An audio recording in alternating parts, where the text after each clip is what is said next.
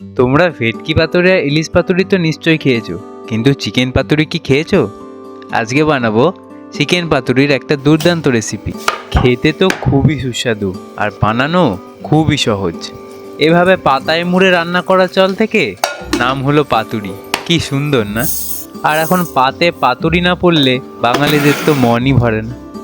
যে কোনো বাঙালি থালিতে এখন পাতুরি তো মাস্ট।